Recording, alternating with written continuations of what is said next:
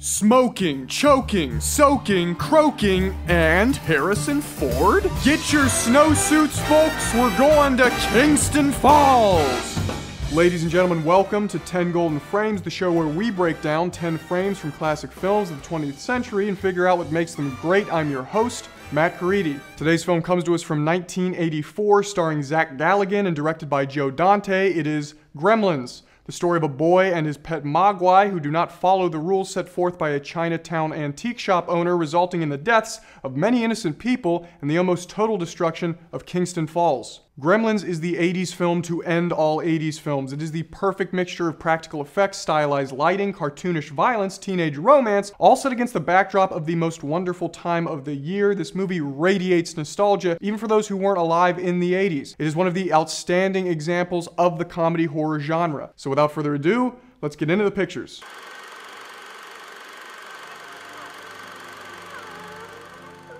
Just sit down there and don't fall off, okay? I'll be fixed up in no time. All right. Still. Oops, sorry. What we have here is some primetime Gizmo Billy bonding. By tending to his wounds, Billy earns Gizmo's trust early in the film, which is crucial for the story later on. Nevertheless, this scene is set at night, so we have a great deal of blue light in frame. Blue light signifies night light because realistic night light is actually just darkness, which works in black and white films but is ugly in color films. Alongside the blue light of night, we have the warm orange of the heating grate and the pale yellow of the night light and the sink light. This is a masterclass in stylized lighting. Next frame.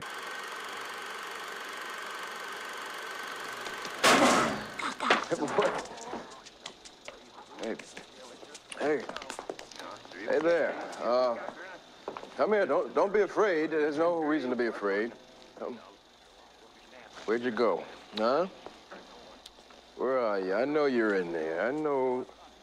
The red light coming from this projector is foreboding. It reminds us of the blood Mr. Hansen took from the Mogwai he's currently coaxing, which was a rather unpleasant experience for the little guy. Mr. Hansen is in a compromising position. There's a gremlin under the table and he's approaching it head first. We don't actually know they're dangerous at this point in the film. We don't even know what a gremlin looks like, but naively approaching one in dramatic light is unsettling for the audience. The upcoming disaster is palpable just from this image. Next frame.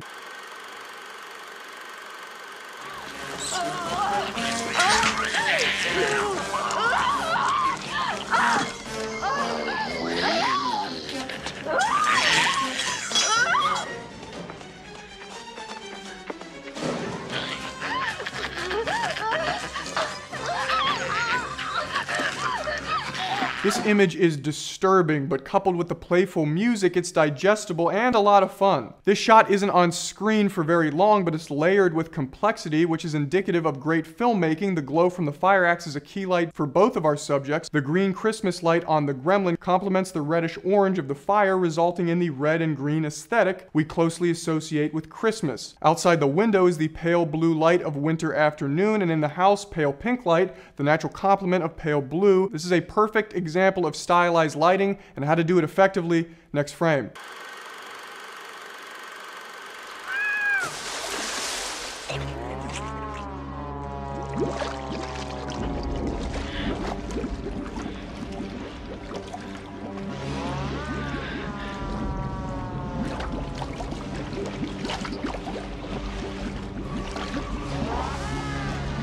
Without stylized lighting, this would just be a dark room. Thank God it's not. We again have dark blue light that signifies night, contrasted against the iridescent green of the pool that signifies transformation. Add some mist and the occasional strobe light, and we have a beautiful, eerie image. One more thing, the hallway leading to the pool is lit with yellow light, which ever so subtly complements the blue and green that dominates the rest of the frame. This is how you build a color palette. Next frame.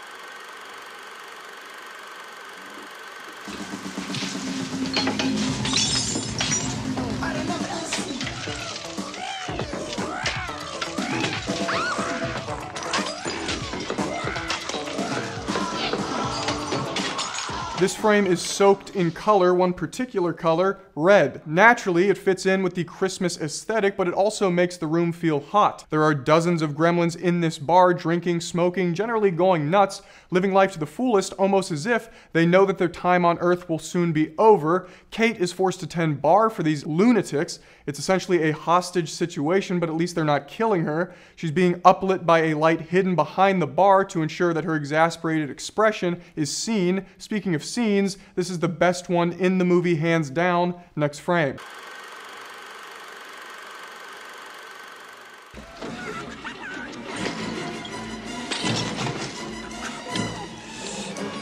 What's wrong? Why isn't the car starting? All right, we're gonna have to make a run for it, okay? 1, 2, 3. Uplighting an entire building with pastel green light is a bold move. It's one of the more stylized lighting schemes of the entire film, and that's because there's no practical source of light creating that color. It's simply there for the aesthetic, but since the entire film is stylized, this frame fits right in with the rest of them. Again, the green light is complemented by red neon and the blue light of night that we're used to at this point in the film. So altogether, we have a festive, idyllic Christmas town acting as a backdrop for unrestrained, cartoonish violence and mayhem. It's genius. Next frame.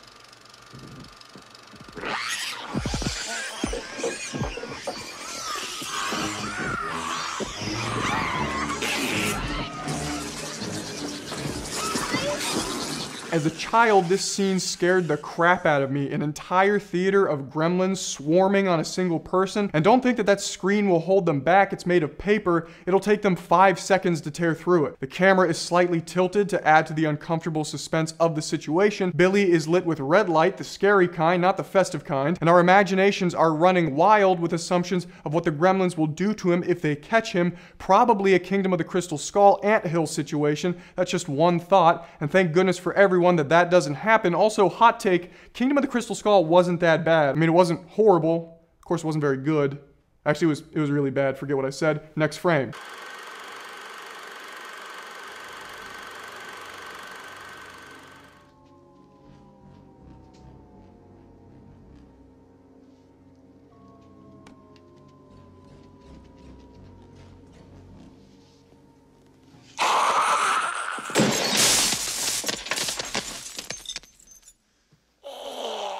The blue light of night once again, and a clever effect to make it seem that Billy is up against a serious adversary. By having 10 screens in frame, all with a scary gremlin face, we get the feeling that Billy is up against an army, which reiterates just how strong Stripe is. He's toying with Billy in the shot, he's trying to intimidate him, but Billy does not back down, which is honestly heroic. Next frame.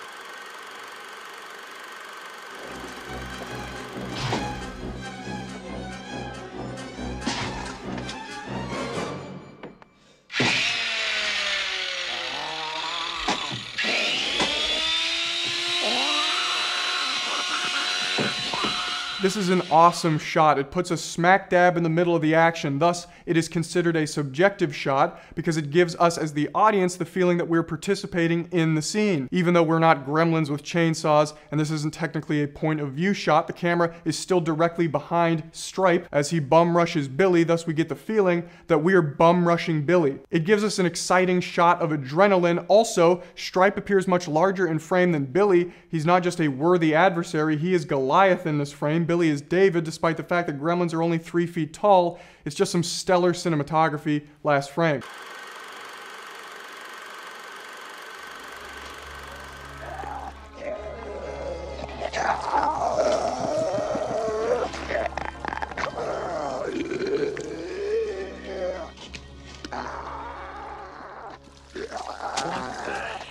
I had to include this frame. It is freaking grotesque. The green light of the background complements the putrid image of our dying gremlin friend, and he's just gross. His skin is melting into a creamy pudding, thus his muscles are exposed. He's writhing in pain and contempt. It's a fitting end for a great villain, done in the most 80s way possible through the use of excessive practical effects. It's a lot like when they open the Ark of the Covenant in Raiders of the Lost Ark and everybody's faces go Well, ladies and gentlemen, those were 10 golden frames, and that's our show, which brings me to my request for you. Yes, you, hit that like button, hit that subscribe button, comment if you have any thoughts or suggestions about these videos. Your engagement means the world to me, and that's no bullshit. Watch Gremlins if you've never seen it. It is the cream of the 80s crop, and until next time, keep watching movies.